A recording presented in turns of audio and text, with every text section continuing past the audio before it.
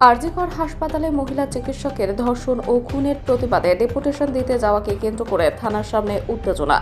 ঘটনাটি ঘটেছে বুধবার দুপুর 12টা নাগাদ পূর্ব মেদিনীপুর জেলার নন্দীগ্রাম থানার বামফ্রন্টের ডেপুটেশন দিতে যাওয়াকে ঘিরে উত্তেজনা। এদিন নন্দীগ্রাম বামফ্রন্টের উদ্যোগে একটি প্রতিবাদ মিছিলের আয়োজন করা হয়। সেই মিছিল নন্দীগ্রাম থানার সামনে এলে পুলিশ বাধা দিলে উত্তেজনা সৃষ্টি হয়। পরে স্থানীয় বামফ্রন্ট নেতৃত্বরা থানায় গিয়ে ডেপুটেশন জমা দেন।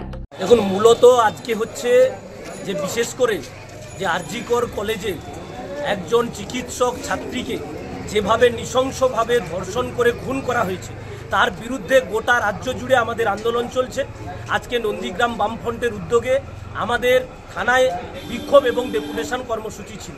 আমরা সেই ডেপুটেশন থানাকে দিয়েছি যে একদিকে যেমন আরজিকরের এই ঘটনার যথাযথ তদন্ত হোক এবং এর পেছনে মূল মাথা যারা আছে তাদেরকে ধরা হোক, দৃষ্টান্তমূলক শাস্তি দেওয়া হোক, তেমনি করে নন্দীগ্রামের মাটিতে আমাদের মা বোনেদের নিরাপত্তা এবং পাশে একটি যেহেতু সুপার ফেসিলিটি হসপিটাল আছে সেখানে আমার বোনেরা এবং ডাক্তারেরা অনেকেই আমাদের মহিলারা আছে তারা যাতে নিরাপত্তার সঙ্গে কাজ করে সেজন্য হচ্ছে আমরা আজকে ডেপুটেশনটা দিয়েছি।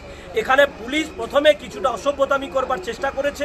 পুলিশের কয়েকজন অফিসার যারা পুরো মিছিলটাকে উদ্দেশ্য প্রণোদিতভাবে পরচিত করবার চেষ্টা করছে, কিন্তু আমাদের কর্মীরা, বামফ্রন্টের কর্মীরা পরচিত না হয়ে শান্তিপূর্ণভাবেই সেই ডেপুটেশনটা দিয়েছে। এবং আমরা বলছি আগামী দিনে যদি এর সুরাহা না হয় আর আগামী দিনে যদি পুলিশ নিরপেক্ষ ভূমিকা পালন না করে তাহলে বৃহত্তর আন্দোলন।